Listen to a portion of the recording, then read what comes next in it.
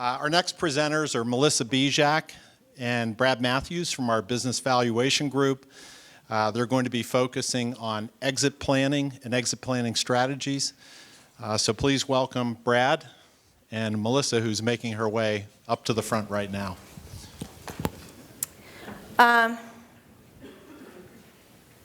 Excellent.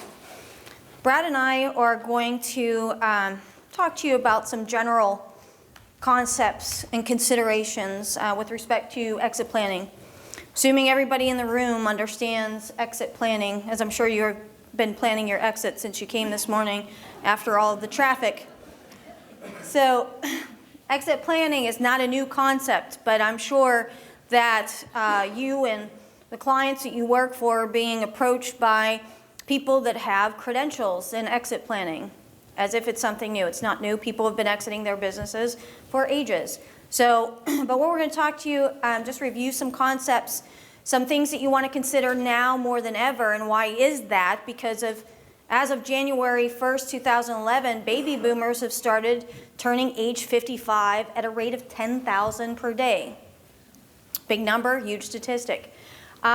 Current statistics are estimating that there are approximately 4.5, it would help if I gave you the slide. Sorry, 4.5 million privately owned businesses that are run by baby boomers. It's a pretty big number. So what we're going to see over the next several years is that transference in one way or another, or an exit in one way or another from these privately held businesses. What we're seeing right now is strong economy combined with accumulation of cash. We have businesses that have a lot of cash on their balance sheets, individuals that have cashed out and still have a lot of cash in their bank accounts. All of this has led to increased business values. We're seeing, depending on the industry, we're seeing pretty high multiples being paid for businesses by both financial buyers and strategic buyers. We're seeing buyers enter the market from the likes of, a family office is now joining in and paying higher multiples for the business. Nice thing about family offices, when they're buying businesses, they actually don't really care. They're in for a long-term hold. So they're not looking as a private equity to cash out in 5 to 7 years. So we're going to give you some things to consider, and Brad and I will be around for questions. If you have any, our contact information is also involved or included in your materials. First thing you want to talk about is, we need to develop the objectives of any exit plan with respect, focus obviously on the owners, because those objectives are going to be completely tied, inextricably tied to the business owner's desires and wishes. In terms of, what do they want the company to look like after they leave? What do they want their finances and their life to look like after they exit the business? Their wishes and desires are going to provide for the exit planning team, which we'll talk about. That's going to provide that foundation from which we start to build an exit plan. The overall goal, of course, in any exit plan is to meet the objectives that are set out at the outset. So the depth of the advisor's effort, and we talk about advisors, I have a slide on the types of advisors that are involved on an exit planning team. But the depth of the advisor's efforts are going to be driven by the overriding mission statement that is obviously created by the business owner. I can't stress that enough. I've been involved on many exit planning teams where you get very passionate or outspoken wealth planner that's had a long-standing relationship with the client, or even the attorney, accountant is saying, they think that they know best for their client. And what we keep going back to is that mission statement is going to be created by the business owner. It's going to be theirs. They're going to own that. Later, we're not saying that mission or those objectives can't evolve with the input of advisors. That's what we're there for. We're there to make sure that the business owner understands all of their options, as well as each option's advantages and disadvantages. Where do I point? There we go. One of the other things that advisors need to be mindful of, and those who are working on the exit planning team, need to understand the implications of integrating personal information into the exit planning process. And there will be different levels of personal information depending on the option that's selected for the particular exit. But when you're talking about going from senior generation to junior generation, which we don't see very much now. I mean, there have been studies published that most businesses are not going to third generations. Nothing is surviving past second generation for many reasons that we don't need to get into. But we don't see a ton of succession when it comes to family planning. But that's where the personal information tends to become very abundant when you're trying to assess whether or not junior has the ability to take over the business, and looking at those personal characteristics of people that are closest to you. So accepting an outright sale to an outside buyer, planning for gifting and charitable transfers will include a great deal of personal information. Exit planning team, as I talked about at the outset, you're going to see attorneys on the team. The company likely has a corporate attorney. We're going to have a state tax attorney, an asset protection attorney potentially, depending on the type of assets that are involved. Accountants, I work very closely with tax accountants, the auditors of the company through the business owner. And then Brad and I are others. So valuators, we come in and we're assessing the value of the business at different points in time, which we'll talk about. Wealth advisors, of course, and financial planners. So there's the team, and just like Dr. Howard was talking, you have to have that courageous individual to lead the team. And what we see here is that most oftentimes the leader of an exit planning team is likely going to be the one with the closest relationship to the client, their most trusted advisor, probably the one that initiated the process. Most oftentimes that's going to be legal counsel, their attorney. But there are times when the accountant or tax accountant will bring us in. The team leader is very critical to the process because what they're going to do is they're going to keep the process going. They're going to keep members of the exit planning team on task. And I just did this presentation yesterday at St. Vincent. And one of the things, I had some interaction with a few business owners in the room, and one of the things that the gentleman raised his hand. He said, "Can I be the leader, as the business owner?" And I said, "With all due respect, you're great at leading your business, but in this case, it's probably best to let one of your most trusted advisors to lead that team, because they're going to hold everyone accountable, and they're also going to keep you involved in your business rather than working on the plan." And that was my polite way of saying, no, you're not really qualified. Sorry, I'm having... Brad, you have the better clicker. I don't know if I do or not. There's a good clicker and a bad clicker, and I tried to give her the good clicker, but I guess we'll see. So He did the bait and switch. Let's talk about developing the exit plan a little bit. So we have our team together. Now, what are we going to look at? Every plan's going to be different, obviously. No plan's going to fit any one exit. However, there are certain parts of the plan that you're absolutely going to need no matter what. So things that the plan always needs to consider. What is the deal structure going to be? So many of you in the room already know, asset deal versus stock deal. Buyers are going to want to buy assets. And primarily that relates to the fact that there's a big tax incentive for the buyer to buy the assets because they're able to deduct through the depreciation those assets over a period of time. It's much more tax beneficial for the buyers to buy the assets. On top of that, it also is going to allow the buyer to pick and choose which liabilities they're all right with assuming. If it's a stock deal, they just step into the shoes of the previous owner.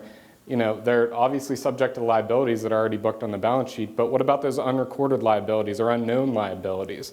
So in that asset sale, the buyer really is going to want to, the buyer's definitely going to want to look at the asset sale versus the seller is going to want to sell the stock. I always say it's just clean, right? For the seller, you step into my shoes today, I owned an asset, I own shares of stock in our business.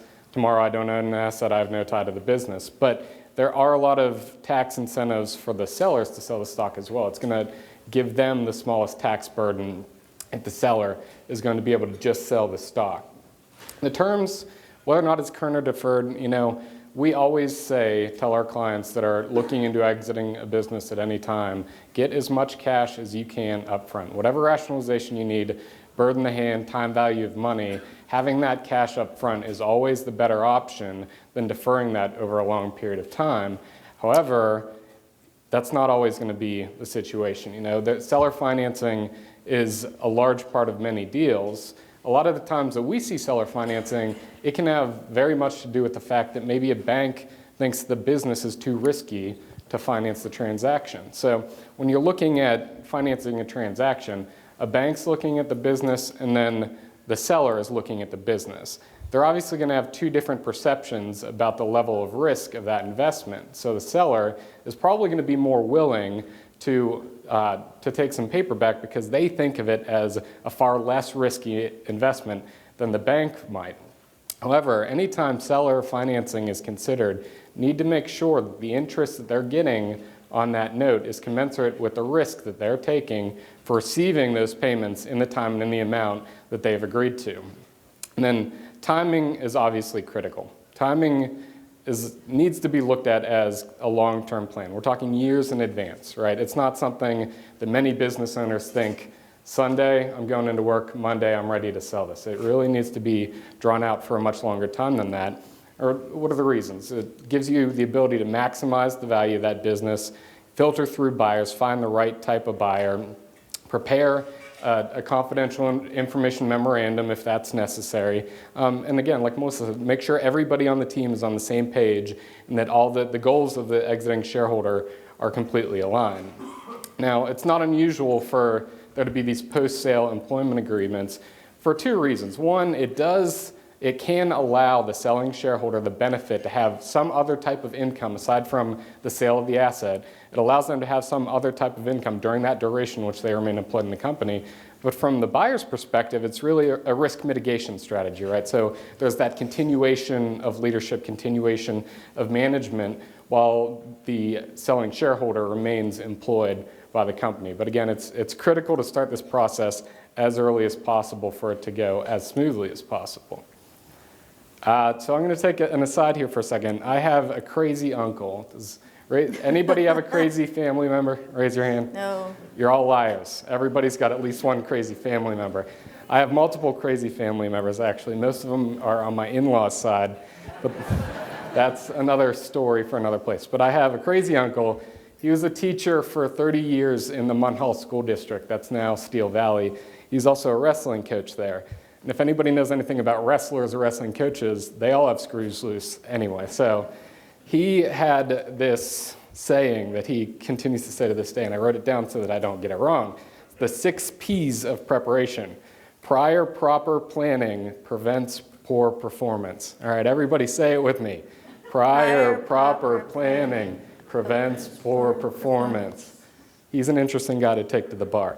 But it holds true in instances like this, right? So it's going to be the most time-consuming process, but it's going to be the most meaningful process, making sure that plan aligns exactly with the goals of the shareholder, the goals of the exiting shareholder. Now, during that time in which you're preparing, you're getting the team together, you're making sure that you have everything accounting for, but at the end of the day, no plan ever goes completely according to that plan. You have to have backup plans. You need the selling shareholder needs to try to remain flexible throughout that plan. You need to make sure you try to identify issues with the business. In our experience, I'll say that a business owner identifying issues in his own business can be the most challenging part. Why is that? Think about somebody that started a business from the ground up.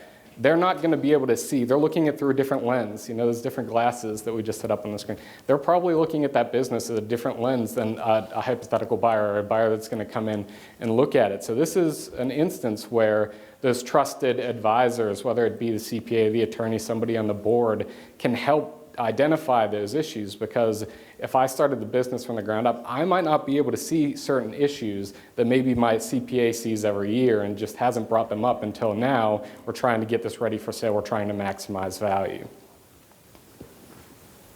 See?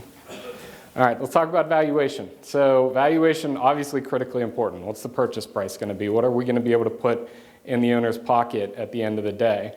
Now, you always have to identify the value drivers. When we look at value, it's one basic theory, and it's really just two value drivers. What is the future cash flow or the future economic benefit of owning that business? And then what's the risk associated with the business? Now, for fear of minimizing the effort that we put forward with some of these very sophisticated financial models that we put together, at the end of the day, this is the theory that drives all valuation, any investment. It's just risk versus reward. So we're going to look at two sides of this, the numerator being the cash flow, the benefit stream, the denominator being the risk rate. So whenever we look at the numerator, future cash flow, again, it's pretty simple from a theoretical standpoint. What can we do to increase revenue over the time that we're prepping it for sale? What can we do to decrease expenses over time? More importantly, whenever we're looking for buyers, what type of buyers do we think can come in here and immediately increase revenue or decrease expenses? If Melissa and I own a brewery, we're looking for buyers like a Yuengling or a Boston beer company, because we know as soon as they make that acquisition, they have a distribution channel. They're going to be able to increase that revenue without any additional effort. They're probably going to be able to buy things at a much more efficient cost. They're going to be able to decrease those expenses. So things that need to be considered: increasing revenue, decreasing expenses is going to increase the numerator in that equation. It's going to increase that potential purchase price. Now, on the other side of the equation, what is the risk? A risk is much more difficult to really wrap your arms around and quantify, because it's buyer specific, and it's that buyer's own perception of risk, right? So when we talk about risks, it's trying to figure out different ways that you can mitigate those risks. And a lot of this has to do, again, with identifying those issues that may be inherent in the company. Ones that we commonly see, we see a lot of businesses come through, obviously being one-off engagements, not having as much recurring revenue as some of the other folks in our firm. We get to see a lot of different types of industries. So what are some common themes that we see? Key man risk is huge, right? So maybe mom started the business 30 years ago and she's kept everything real tight to the vest. Well, what happens if she gets blown away in the great Halloween windstorm of 2019? She takes that all with her. That's a risk that needs to be mitigated. What can we do to make sure that knowledge base is spread across everybody in the business, so upon somebody wanting to come in, that knowledge doesn't go away with the selling shareholder? Customer concentration, downstream industry reliance, all of these things a buyer looks in. The riskier it is, the less they are willing to pay for that, because if there's an issue with a customer, if there's an issue with that industry, that's going to impact that buyer's return on their investment. And before we move on, it seems very simple, the formula we have here, but timing is very important. You want somebody like us to come in and value the business, or even do some calculations on the business, and then also almost like a sell-side due diligence, where we're going to kick the tires and look at that risk, because that risk is very important. One of the things that we're seeing now, especially in this area, Western Pennsylvania and Ohio, we have a lot of job shops. We have a lot of fabrication, a lot of machining that's done, and the issue here is with this cash flow number. I can't go back. The cash flow number that we're looking at, Brad mentioned, it's the cash flow that we expect in the future. It's not the cash flow that the business has received in the past. So we're looking at, if we buy, and I know I've said this in years past, but if I'm buying stock in PPG, I really could care less what it's done in the past. I want to know what it's going to do for me once I own it. Same principles apply for a privately held business. And what we're seeing now with a lot of industry here in the area is that we have this skills gap. And we have had companies that do very well in machining and fabricating parts. And then we're looking down the line as that part of that risk profile. We may not be able to fine tune what that cash flow is, but we might be increasing the risk when we get in there and look at the census data. Most of the people that are doing this work are older people, and they're having terrible times. Clients are having terrible times attracting the younger generations to come in and stick it out and work on the shop floor. Those risks are real. And that's why, timing is very important. You bring us in, we talk about those risks. How do we get a little bit more proactive before we start to initiate and effectuate that exit plan? Another thing here is this, this initial calculation or valuation that we're doing for our clients. This is a great opportunity to then involve other players, other members of the exit planning team, namely the attorneys.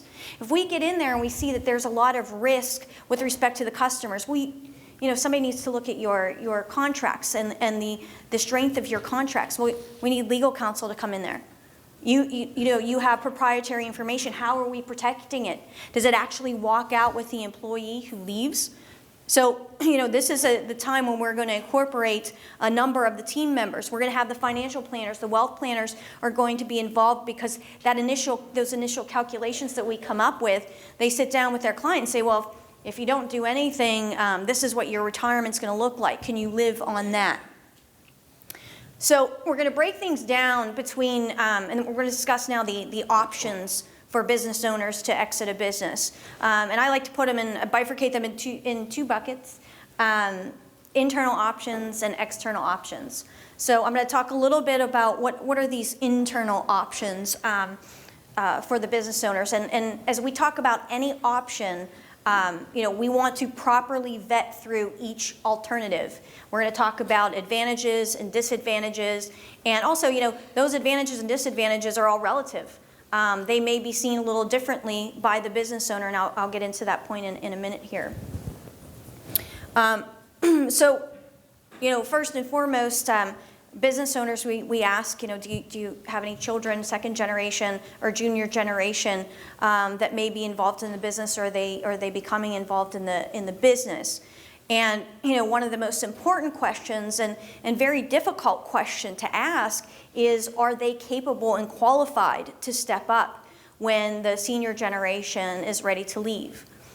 Very important that timing-wise, we're doing this years in advance because we want to get junior generation involved. We want to make those proper introductions. Another thing that I see time and again in a family-owned business where, employees can become a little bit resentful when, Johnny or Melissa comes in to the business right after college and, they're perceived as the heirs apparent. And sometimes, those employees that have been dedicated and are qualified may not be, in their mind, being treated fairly. So there are some delicate things that we talk about in this space if the business owner is looking to transition to a child, making sure that, okay, they're in fact qualified. And then we'll also talk about, how do we structure this? Are you going to be gifting some interests? And then is it a sale? If it's a sale, it's treated as any other sale of stock, where there's going to be capital gains treatment to the extent that there is proceeds in excess of basis. So, tax consequences here, pretty straightforward, but it's, how do you effectuate that ultimate transfer? Clearly, the advantages to an exit this way is, do I have advantages? Oh, I think I deleted my advantages line. The advantages to a sale of kids or the transition to family members is that the exiting or the senior generation is going to stay on and pretty much ensure that his or her child or children are going to be in a good place to take over the business. So that's a very good advantage to have when you're looking at transferring the business in that manner. Some of the disadvantages, like I said, there can be some timing issues because kids are not ready, and then also there could be some, I think, some employee relationships that need to be handled in a much better, in a better manner. When you're talking about sale to employees, so can be a situation where no children or the children aren't interested or capable, and then you look to selling to employees in some manner. And what this does, though, it allows the business owner to reward those employees who are pretty much responsible for the success or assisting in the success of the company. And in this case, as you can see, one of the biggest advantages is the buyer's qualifications and their experience is much less obtrusive than when selling to family members, because we're rewarding those employees by letting them have the ability to buy in based on certainly based on their performance. Concerns when you're looking to transaction for employees, comes right off the top of your head is, what if the employees lack the resources, the proper resources for full cash payment? In very rare cases are your employees going to have the cash resources to come into a closing at the end of the day and be able to buy the business. So in those situations, you're looking to potentially financing, but most oftentimes they're also going to lack the ability to go out and get outside financing. So we're going to see a situation where the seller, the business owner, is going to have to take some paper back. There are also some tax consequences in connection with this type of transaction, depending on the planning that's undertaken. Just the roughest part in this area is how do we finance this particular transaction due to the lack of resources. And then what you're seeing down the line is a situation, if an employee is not performing and the business owner took some paper back, the business owner might be back owning his or her business again. So there's that situation. One of the things that we're seeing more of a resurgence of is employee stock ownership plans. You may not know this, our neighboring state, Ohio, is the second largest area for employee-owned businesses. ESOPs are great when they work. Our firm, actually, our valuation group has a portfolio of ESOPs that we do every year. And when they work, they're a great mechanism for an exit plan.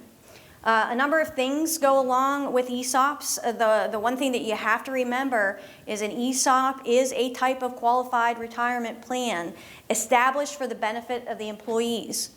So when you do something like an ESOP, when you're looking at feasibility of an ESOP, which we would always recommend before implementing an ESOP, is to understand that when you have a qualified plan for the benefit of the employees, you're going to have the DOL, you're going to have the IRS, you have ERISA rules that you need to abide by to ensure that you're not harming those plan participants. Now more than ever, we've seen a number of ESOP cases that are in the courts filed by the Department of Revenue where they were exiting shareholders were harming the participants of the ESOP. And why is that? The catch with an employee stock ownership plan when the employer wants to exit is they have to exit at fair market value. Fair market value is a financial value. So when Brad was talking about selling to an outside party, perhaps one of your competitors, and they're going to pay a premium, which we call it maybe an investment or a strategic premium, you cannot get that in an ESOP transaction. You are actually harming those future participants, the employees, at the outset. And that's where we see a number of cases going on where the exiting shareholder, the owner of the business, is being paid too much. And what that does is set up a situation where the business doesn't have the cash flow in order to pay the debt associated with buying out the exiting shareholder. Because why? It should be based on financial value. Financial value is tagged to or pegged to the cash flow of the business. So employee stock ownership plans are a great tool. They allow for effective transition of the business. It answers so many questions with respect to succession, financing. When banks understand ESOPs and how they work, they're willing to finance ESOP transactions. Those issues with management buyouts and kids go away with this type of structure. The last thing I would say with respect to employee stock ownership plans is that they have great tax advantages. You can defer the gain if you qualify, you can defer the gain on the sale. The business owner can defer that gain indefinitely if they invest in qualified replacement property. And what happens is once the business is transitioned, you can elect S corporation status, pass-through status, and what happens is nobody's paying tax. ESOP is not a tax-paying entity, so what happens is 30% of that cash flow in the current tax regime, 30% of your tax flow does not have to go as an outflow for tax. So it's a pretty powerful vehicle if it works. Another way to exit the business is if you have multiple shareholders and you have a buy-sell agreement or a shareholder agreement in place, because typically that shareholder agreement is going to speak to those triggering events that can happen in your life: death, disability, involuntary or voluntary departure from the business. It can speak to divorce, things like that. But it should have contained in there provisions if you'd want to exit the business. Provisions that speak to, okay, how do we separate? How do we calculate the purchase price of the stock? Who's going to buy the stock? Is it going to be the company? Is it going to be the remaining shareholders? How does all of that work? It should be contained in this agreement. I will tell you the other half of my practice is litigation support, and most of the things that we're fighting or on projects for that are being fought in the court system is arguments over buy-sell agreements. Not understanding at the outset when the shareholders are all signing the buy-sell agreement how it's going to work. Topic for another day, but clear and concise buy-sell agreements or shareholder agreements are key. Partial sale transactions, these are great. They can happen with family members, management, buyouts. ESOPs even can be done in a staged transaction wherein eventually the owners, the family members, the management members, the family members, as well as the ESOP would have control of the company. This is a great way to make the transition much more manageable if you have enough runway to do that, because it enhances the company's borrowing capacity. You don't have to borrow such a large amount at the outset. Management capability improvement.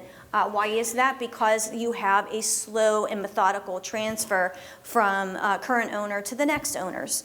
And then operational continuity. What we're doing in a meaningful way is to transfer those relationships with vendors, employees, with customers. The remaining control for the exiting shareholder provides a lot of great opportunities. They can stay on and continue to collect a fair compensation plus bonus for their efforts. They can continue to participate in a qualified plan and receive contributions, say 401k plan. And also, if you're doing the correct planning, there are opportunities of gaining other income, potentially taking the facility or the location of the business and placing that in another entity that the business owner holds, that they can start receiving income characterized in another way. And that wraps up pretty much the options that are internal to the company. All right, let's talk about some external options. So first one we always put up there, initial public offering. So let's take the company from a private company to a public company. In a lot of situations, for small, closely held businesses, this is a very difficult option to try. This is the reporting requirements. Generally, smaller businesses, it's much more difficult to take them public. However, if the business fits and they're able to, comply with those requirements, this can absolutely be a means for significant liquidity to the selling shareholder.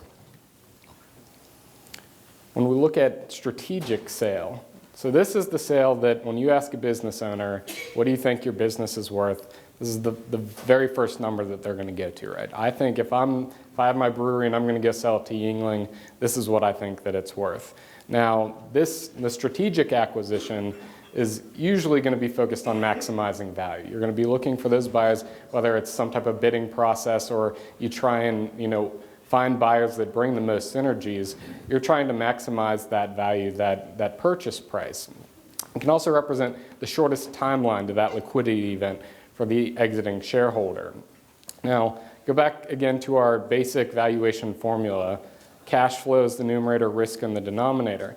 when you're thinking about a strategic acquisition, you're trying to find that buyer that brings those different pieces of being able to increase the revenue, decrease the expense, mitigate those risks. Because to that buyer, when they look at that business, it's going to be much more valuable to them. If you are an I, we're going to go buy a brewery, it's a much different number that we're negotiating than if InBev was going to come in and buy a brewery because of those strategic pieces that they bring to the table. So usually when you're talking about strategic acquisitions, you're looking for buyers that are going to be either direct competitors or in some type of industry where there's a relationship in which they can leverage those strategic pieces. Now, unlike whenever, Melissa talked about a lot of internal buyers, there's a much longer due diligence process whenever we're looking towards external buyers. So the problem with the longer due diligence process is there's a lot more risks to the selling shareholder during that time it takes between starting those conversations and actually closing on the deal. So what are some of the disadvantages, some of the risks associated with these type of transactions? Competitive exposure. So if I've run a business for 30 years and I'm inviting my direct competitor to come in and take a look at my business, that's exposure that if that deal falls through, they can take that information and use it to harm my business. Breaches of confidentiality. We always say a very strong NDA is critical in these type of situations to any external buyer because that's going to be the primary document that's going to be able to protect you in case that deal does fall through. Management distraction is another huge one. So kind of look at it as two ways. One, you're obviously going to be a distraction to management because you're asking them to pull all this information to be able to send to the buyers. That's pulling them away from their day-to-day activities. Also, what if they start thinking, all right, well, what does life look like after this business is sold? That's obviously going to be a distraction. So while this can afford, the highest purchase price when we look at the different realm of value, it also has some risks associated with it. All right, how about a sale to a financial buyer? So we're looking at venture capital funds, equity funds. Usually whenever we're looking at that, it's not necessarily for 100% purchase of the business. A lot of times it's for less than 100%. Maybe it's 51%, maybe 60%. It does do two things. It meshes that want for that immediate liquidity event. I'm able to dispose of part of my ownership of this business and get the cash and put it in my pocket. But if I think this buyer is going to be able to come in, make some changes, now we have this different set of resources that we're going to be able to use to fuel growth, increase revenue, decrease expenses. I want to be able to share in that. So this financial buyer coming in and allowing us to use those resources allows that business owner to then say, all right, well, if we then go sell the entire business 3 years down the line, 5 years down the line, that original owner still gets to share in that future appreciation of the value of the business. Now, whenever we're looking at VCs and equity funds, they're generally going to be looking at using leverage. So they're hyper-focused on their return on investment, right? So they need to make sure that every dollar that they're putting into that business, they're seeing a rate of return that's commensurate with that risk. So things that this can affect, credit availability. Those required rate of returns can mean that they're only willing to pay a certain level. So with a financial buyer, you might not be looking at a buyer that brings those same levels of strategic initiatives that a competitor might bring. Whenever we look at sales to a venture capital firm, is this business that they're purchasing, is it the first type of business that they're purchasing? Are they buying it as their platform? So am I the first brewery that they are buying, and then they're hoping to buy other breweries and mesh them all together to increase that? Or, if I have a Pittsburgh brewery and they have one in Portland and in Dallas and Indianapolis, they are going to bring some synergies with them whenever they're looking at my business. So while financial buyers may not be able to have the same level of purchase price because they don't bring those same synergies as a fully synergistic buyer, depending on whether or not you're the platform business or you're adding on to their already existing platform, it can minimize that gap between the two.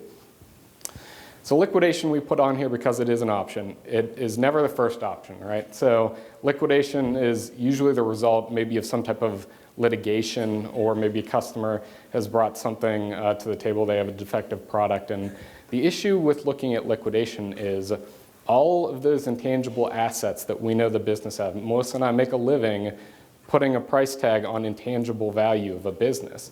In a liquidation scenario, all of that intangible value goes away. So we know that the intangible assets are only valuable to the extent that they drive future earnings.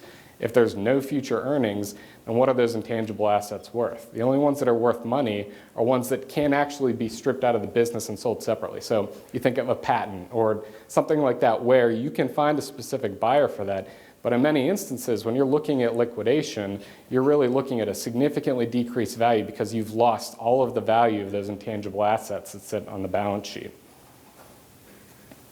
And then finally, we put out here maintaining the status quo. It's an option because it's the easiest option, right? So mom doesn't know what she wants to do with the business, so we're just going to keep running it. So it's not the best option because, as we said, we need to understand what that future looks like. A better option, I would argue, is improving the status quo. So back to the same valuation theory, cash flow risk, we're going to keep running the business, but let's start identifying things that we can do to increase that cash flow or decrease that risk.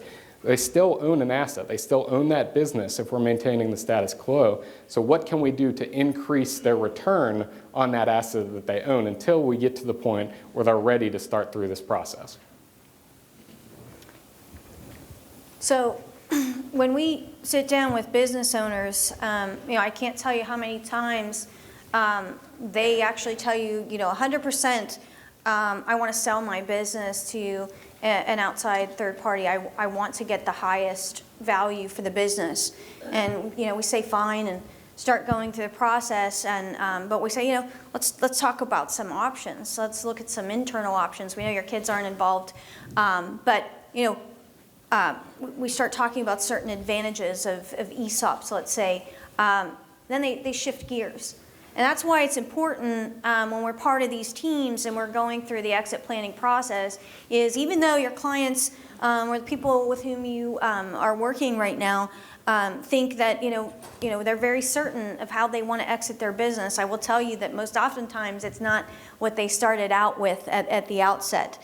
Understanding, even from a tax standpoint, what the tax implications are, typically that results in potentially a shift of thinking.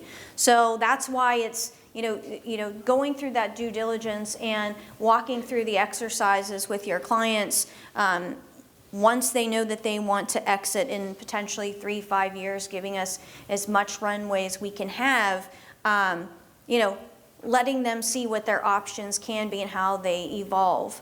So it's very important. I mean, going through those options from a very high level, there are a lot of advantages and disadvantages that we didn't cover. But, basically when you think about it, going to an outside buyer, you're typically going to get the highest price.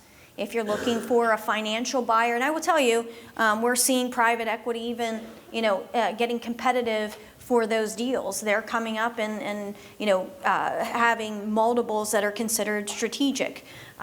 So you really have to understand at the end of the day what type of cash out that you want with respect to the type of deal. But always outside of the company, competitor, vendor, customer, it's going to be a higher price because of the synergistic benefits that can be achieved. Internal, very different, but what I like to say is some of those intangible benefits sometimes outweigh the additional price that you're paid because sometimes after the sale is all said and done, the exiting owner might look back and say, if I could do it all over again, I might do it a little differently.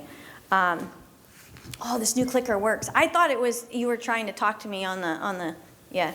So I get it now. So just to end, going through the general phases before I wrap it up, I know we talked about more or less what we do in helping planning, but just to give you an overview of how we typically interact here. First step, we're going to be meeting with the owners. interviews, discussions, and a lot of members of the team will be involved. You'll have the accountants, you'll have the evaluators, you'll have the attorneys typically involved in those meetings. After that, information gathering, much easier, streamlined process than when I first started doing this work. You could set up a portal, a data room, everybody can share information, and that's an efficient way to collect documents.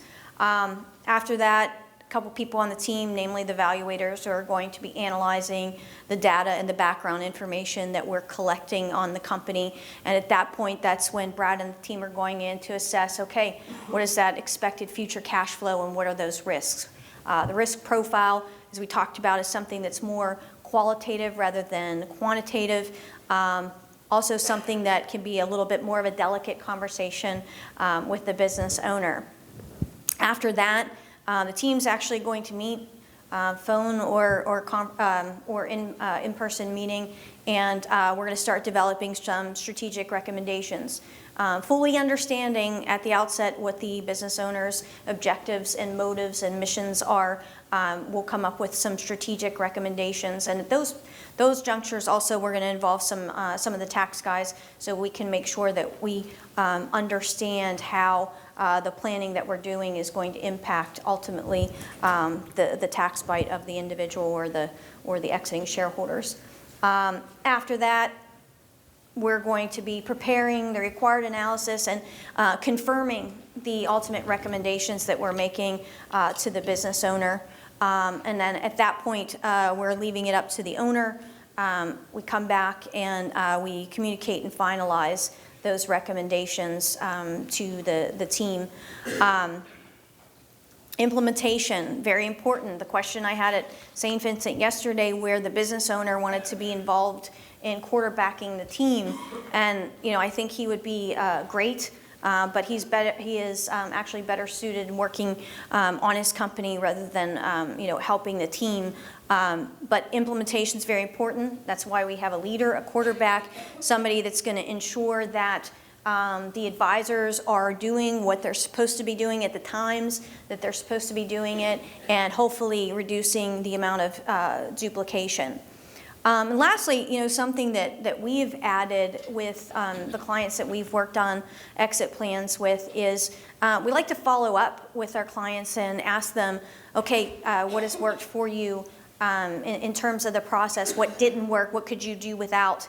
And give us an overall evaluation of the plan.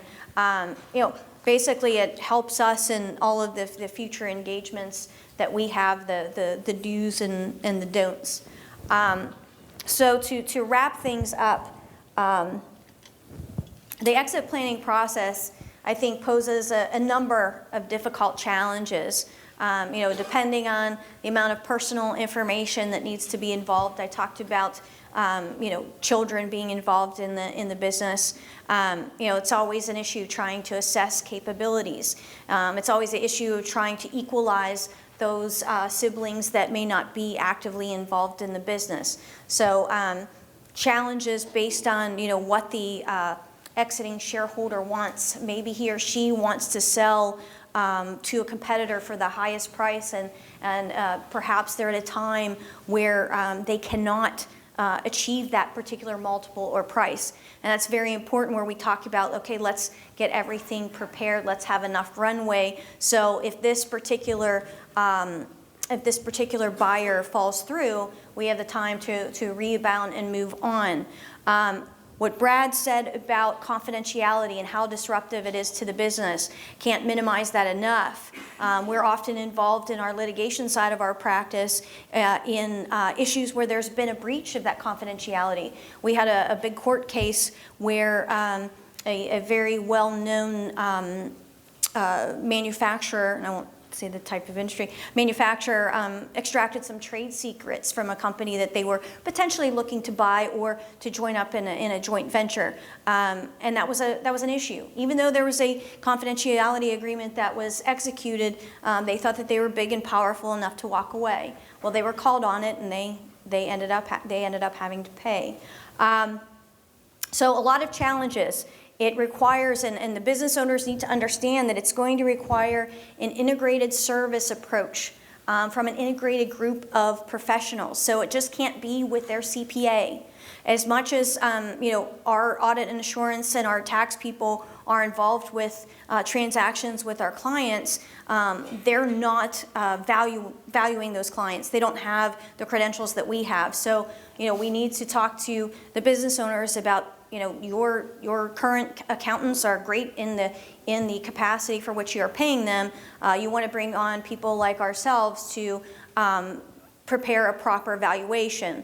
I can't tell you when we get to the 11th hour and the business owner thinks because my CPA said so, my business is worth $10 million. Brad and I go in there and find out, with some issues, no, you're actually only worth $5 million. So we have definitely have some explaining to do. The process is going to require planning, constant focus to ensure that the goals and objectives of the business owner are met. And if they're not, providing the business owner just with the reason why they weren't able to meet that particular objective. We always can't talk enough about having sufficient time, making sure you have enough runway. You want to change plans, that you have the ability to do that. And it often takes much longer than the business owner imagines, no matter what the exit plan is. So we can't stress time enough. We're at the end of time, and if you weren't listening to Brad, I think that for him it's almost Miller time because everything has been turned back to a brewery. So with that, we'll be around with questions, but we thank you so much for your time and attention.